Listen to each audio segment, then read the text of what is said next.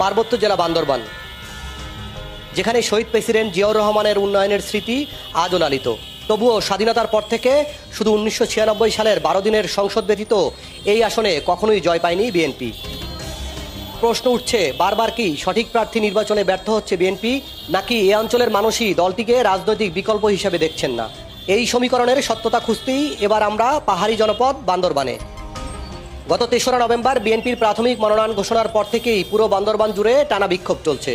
একটাই দাবি, বিতর্কিত প্রার্থীর মনোনয়ন বাতিল করে রাজপথের তরুণ সৈনিক জেলা বিএনপির সদস্য সচিব জাবেদ রেজাকে মনোনয়ন দিতে হবে।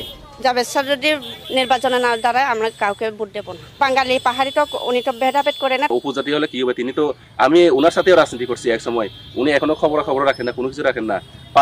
5ই আগস্টের পর যারা কোনোদিন প্রার্থী করেন না ওইগুলোই নেতা বানাই দিছে উনি। উপজাতি বাঙালি এটার কিছু বিষয় নাই, আমাদের পাশে যে আছে তাকে আমরা চাই।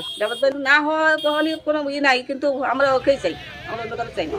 পেশিবাদীরা অনেক অত্যাচার করছে, অনেক কিছু করছে, তখন জাবেদ ভাই আমাদের খোঁজখবর রাখছে। এই পর্যন্ত যতগুলো মিটিং হয়েছে, মিটিংয়ে আমরা ওনাকে দেখছি, ওনাকে আমাদের পাশে পাইছি, সেজন্য আমরা সবসময় ওনাকে চাই। আমরা পাহাড়িরা আগে রাজনীতি করতো না, আগে বিএনপি করতো না।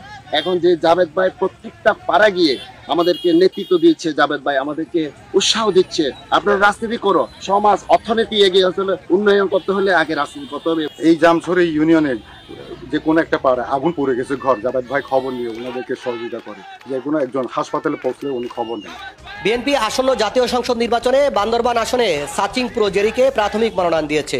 তিনি অতীতে 3বার বিএনপির মনোনয়ন পেয়েও জয় পাননি, বরং 2001 সালে মনোনয়ন না পেয়ে স্বতন্ত্র প্রার্থী হয়ে বিএনপির নিজস্ব প্রার্থী মেমাচিংকে পরাজিত করতে আওয়ামী লীগের প্রার্থীকে সাহায্য করেন।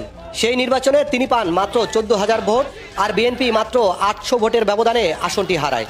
জেরিবাবুকে তো 3-4 দিছিল, কখন যে হইতে পারে না, বেশি হলে 7,000-8,000 ভোট পায় আর কি। এভাবেই এরকম হয়ে যাবে। নমিনেশন দিচ্ছে জেরিবাবুকে, উনি হলো 17 বছর কোনো রাজপথে ছিল না, জনগণ পাশে ছিল না, এই জন্য আমরা মানতে পারি না। জেরির আঙ্কেলকে যেহেতু নমিনেশন দেওয়া হয়েছে, সে তো 3 টার্ম নির্বাচন করার পরে 3 টার্মের সে ফেল হয়ে গেছে। মনোনয়ন নিয়ে বিএনপির 2 গ্রুপের মধ্যে যে সমস্যা, এই সমস্যা যদি থাকে আর ওনার মতন লোক, তাহলে ওনার জাতি ভাইরা, উপজাতি যারা, তারাও তো ওনার বিগত 4টি নির্বাচনে তাকে 5% ভোট দেয় নাই। সুতরাং এই হিসাবে এখনো যে অবস্থায়, এবার আমার মনে হয় উনি জিততে পারবেন না। আমার জোর দাবি হলো তারুণের অহংকার, জাবেদ ভাইকে নমিনেশন দেওয়া হোক। বিএনপি তো এই আসনে কখনোই জিতে না। আমরা কিভাবে জিতবো?